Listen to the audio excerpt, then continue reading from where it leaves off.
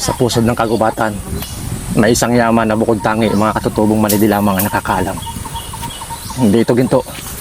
Ito ay pagkain ang bikuyo o bakuyo kung tawagin sa iba. At yan ang tutuklasin natin ngayon. Ang pagkain na laging bahagi na ng kultura at kasaysayan ng mga katutubong manidi. Lalakad tayo ngayon papasok sa gubat mga kawild.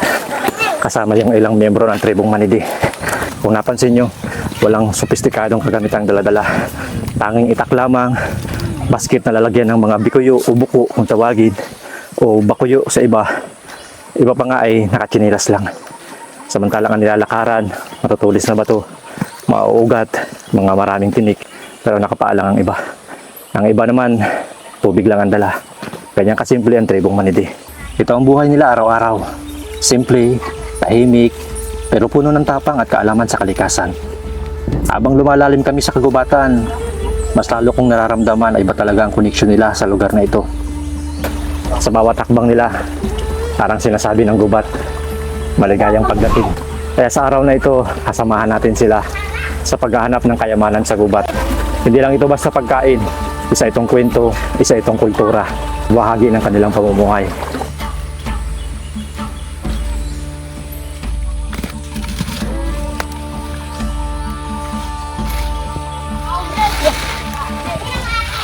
Okay, ayos. Nakahuli naman ako. Param daw. Uy, okay kayo. So ito mga kawild, yung bayuko o bikuyo kung tawagin dito sa Bicol. Alam nyo ba na endemic ito dito sa Pilipinas? Sa Pilipinas lang matatagpuan. Ito yung pinakamalaking land snail na matatagpuan sa Pilipinas. Tawag dito in general term ay Heresota ovium. Masarap to, bili kasi nila. Alam nyo ba mga kawild na mayroon din silang kultura tungkol sa pagkain nito. Kapag may ilan sa katribo nila ang nagkakasakit, nangunguha sila nito. Ito yung pinapakain nila. Naniniwala sila na nakakapagpalakas to, nakakapagpagaling.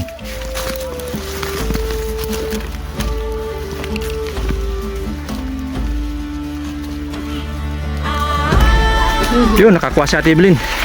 Param daw po ate. Alam niyo ba mga kawild na makasabihan ng mga manidi? Isa ka supig, igwa ka atim. Sa English, if there's one, there's more. Kaya pag may nakuha silang isa, hahanapin nila yung kasama nito. Tiyak marami pang kasama. Yan yung kasabihan ng mga manidi. Nakaka na yung kasama mo doon. Salamat ate. Nakakuha na sila. Oh, nakakuha na rin oh.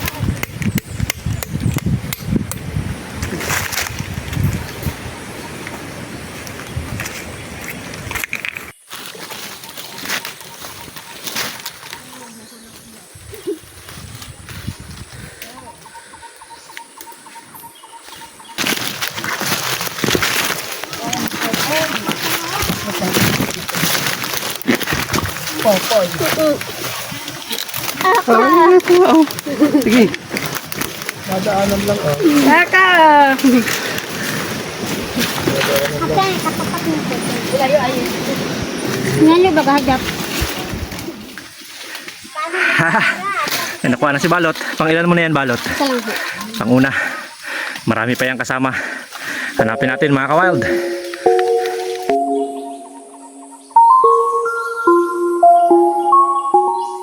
Pang ilan mo na yan po eh? Pang ilan mo na? 4? 5? Ay, lima. Ay, apat lang po. 4, pang 4 na. Si Carlo, nakailan na? Meron dyan? Ayos, saan? Ayun. Ayan mga kawild. Pang ilan mo na yan Carlo? Dami na, hindi na mabilang. Walo kuya, ay kuya ta. Siyam na.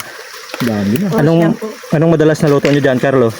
Pinagataan po. Ginataan. Parang adobo sa gata. Meron bang sikreto? Paano mo nalalaman kung saan nagtatago yung mga bikuyo na yan? Saan madalas sila nagtatago? Anong mga palatandaan? Diyan po sa mga damo-damuhan po. Madalas sa mga damo-damo. Sa mga malalamig na lugar, ano? Anong ginagawa mo? Sabi mo butasan. Para doon mo na itutusok. Wala pong... Wala kang lalagyan eh, ano? So yun mga kawild, butasan po nila. Para dito nila inilalagay.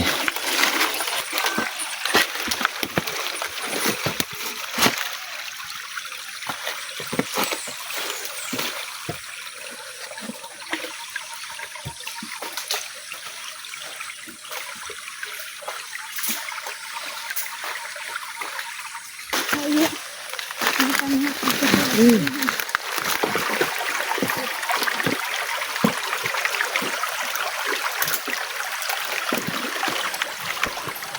patuloy kami naglalakad at naghahanap ng bikuyo, hindi mo talaga maiwasang humanga sa ganda ng kagubatan.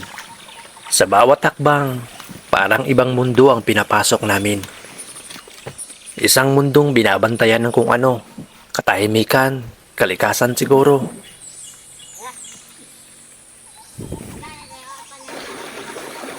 Ang hangin dito, malamig at mabango. May halong amoy ng lupa at sariwang damo.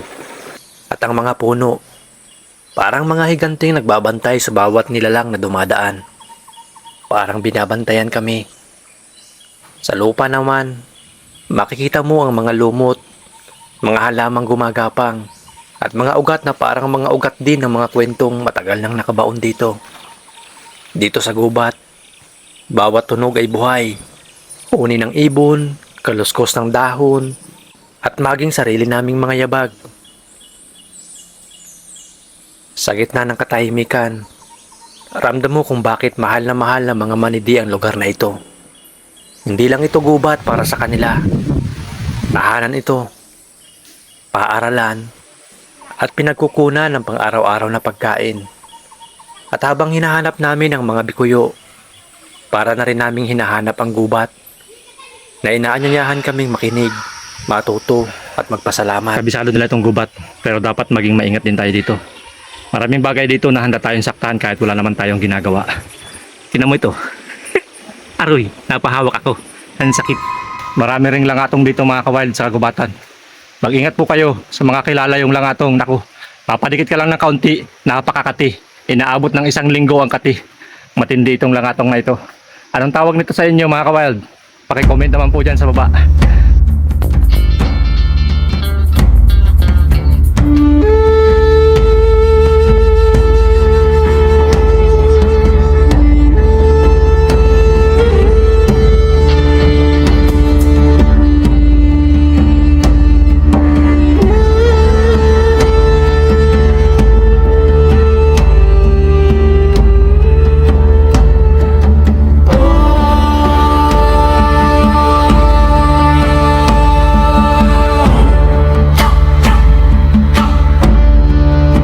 Tapos yung mahabang paglalakad at paghahanap sa kagubatan ng bikuyo, ito na, dala na nila ang kanilang premyo.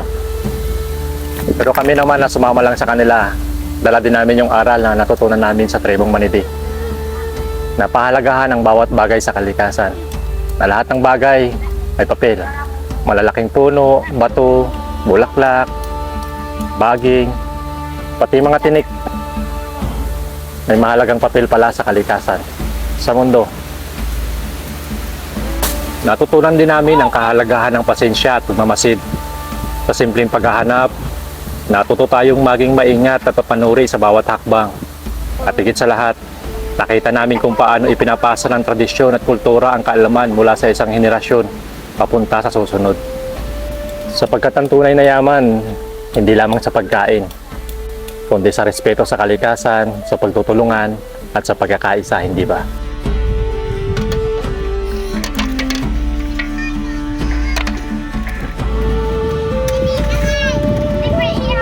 Pagdating ni Ate Sara sa tribo, hindi niya alintana ang pagod. Kahit galing sa mahabang paglalakad sa gubat, agad niya pinakuluan ng mga bikuyo o bayoko para lutuin. Meron pa kasi siyang maliliit na anak na naghihintay ng pagkain. At para sa isang ina, hindi ba? Nagtitiyak ko na sang-ayong kayo. Ay, ate, di kantig hero, ha?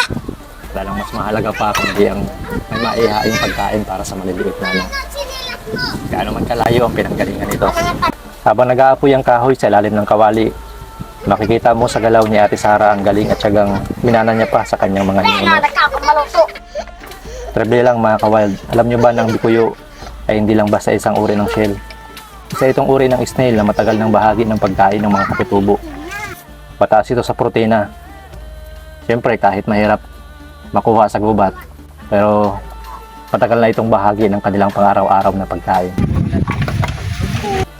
Nang kumulo ng tubig, isa-isang tinanggal ni Ate Sara ang laman ng shell. Walang suot na gloves, walang espesyal na kagamitan. Kamay lang, isang stick na kahoy. sanay na siya. Matapos maalis ang laman, agad niya itong ibinalik sa kumukulong tubig. Patuloy itong pinakukuluan para lumambot at mawala ang pait. Dito mo makikita kung gaano kasimple pero epektibo ang paraan ng pagluluto ng mga katutubo. Pero trivia lang mga kawild, alam nyo ba na kapag nasobrahan sa luto ang bikuyo, mas tumitigas yung laman nito. Mamati ang palanggana! Pagkatapos pakuluan ng mga bikuyo, maingat itong hinugasan ng mga manidi. Isa-isa nilang tinanggal ang bahagi ng tiyan na may mapait na lasa. Sanay na ang kanilang mga kamay. Alam nila kung alin ang dapat itira at kung alin ang dapat itapon. Dito mo makikita kung gaano nila kaalam ang mga pagkain mula sa kagubatan.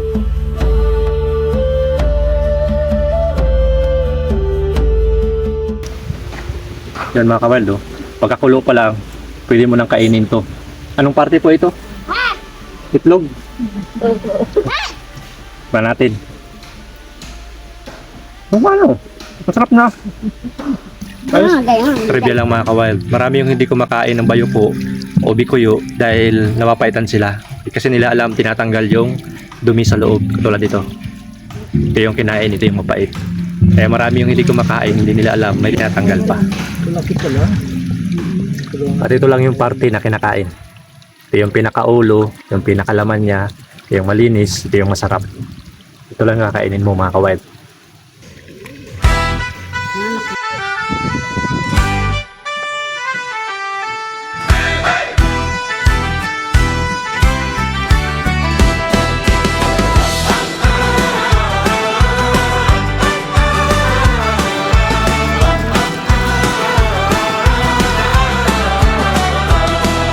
Sa bundok naninirahan, payapa ang umaga. Simpleng pamumuhay, puso namin masaya. Payak na buhay, ito ang aming daan.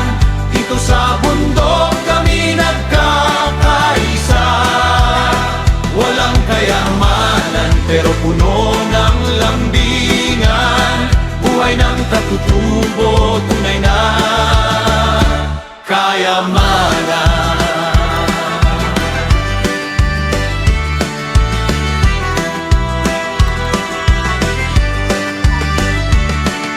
Sa tubo naglulu. Pero pwede patikim. Isa lang. Tingnan natin mga kawild. Final moment. Hindi makunat ah. Palibasa matagal pinakuluan. Yung lasa niya mga kawild, parang kombinasyon ng tahong at kuhol. Para kayong kumain ng tahong at kuhol na magkasabay. Yun yung lasa niya. Kaya pa ang isa. Ay, sorry. Ito naman mga kawild yung part na pinapanggapang niya. Yung pinapanggapang ng bayuko. Alam ko mas makunat ito eh. Mas chewy nga, mas makunat. Pero dahil ginataan siya, creamy at malinamnam yung flavor niya. Sarap actually. Kung di mo alam na galing to sa gubat, isipin mo isa tong special seafood dish. Ang sarap. Kami nagtutulungan. Puso ay matibay, hindi agad nawawalan. Sa bawat pagsubok, kami nagdadamayan. Dito sa bundok, dito kami lumalaban. Payak na buhay, ito ang aming daan. Okay mga kawild, dala na tayo ng bigas sa kanila. Si Michelle. Ayun, si Michelle. Oo. Sige mga kawild, tara. Bigyan natin yung bigas. Walang tao natin, Sarah. Wala. Dito muna. Dito muna tayo. Kaya Michelle at Rachel. Nasaan si Ate Sarah? Si Ate Sarah, wala. Wala po, nasa... Paano sa kuprahan? Si Rachel, nandyan din? Si Rachel. Ito po. Ayan, ayo. At bintay. Sige. Ito mga kawild, dalawang kasama natin kahapon. Si Michelle at si Rachel. Hello. Ito yung Yes natin. Ay, si Richelle. Nasaan si Richelle? Na ito po. Masama ang pakiramdam? Naantok lang po. Naantok. Ayo, ganyan pagka, ano, nagbubuntis, malimit, tulog. Pahinga, no? Pero pahinga mo kasi pagod na pagod kahapon.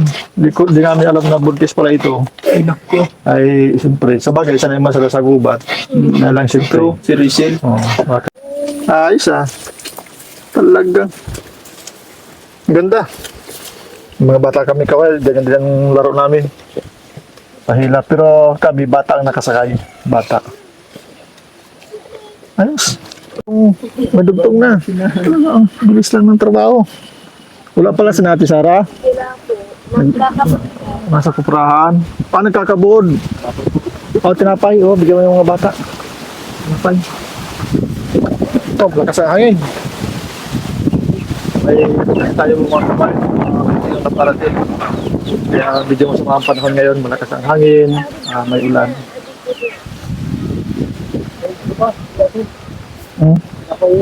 Wala sila. Si Nati Sara pala wala dito ngayon. Oo, nagkakabo daw. Yung buong pamilya nakasama. Kaya yung bigas nila, dito natin iwan kay Ate Melanie. Kasama natin kahapon. Let's go. So, gano'n ang buhay nila mga kawild. Kahit masama ang panahon, lagi sila naghahanap kung paano makasurvive sa araw-araw.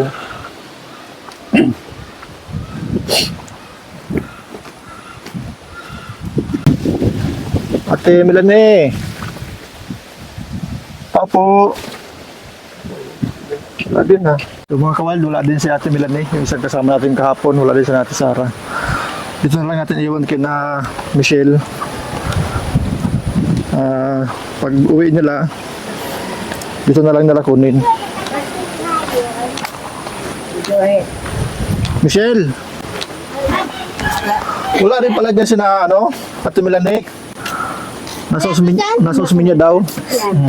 Ay, nasa off niya Oo. pala. Dito na lang namin iwan. Tapos pagbalik nila, bigyan mo na skala, no? Kay Ate Sara, kay Ate Melanie, saka kay Ate Maricel ba yun? Yung isang kasama natin kapon. Nasawa ni Kuya Raul. Ilagal po. Ano? Lola, Adela po yun. Bilya. Oo, sa kanya rin itong isa, no? Ang asawa ni Kuya Raul. 5 kasi mga kawal yung kasama natin kahapon na mga babae. So wala sila dyan. Yung iba naghahanap buhay daw uli ngayon.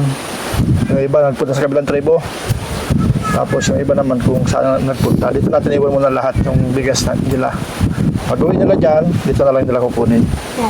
So salamat ha. Salamat po. Oo, ingat kayo lagi. Lalo medyo masama-sama ang panahon ngayon.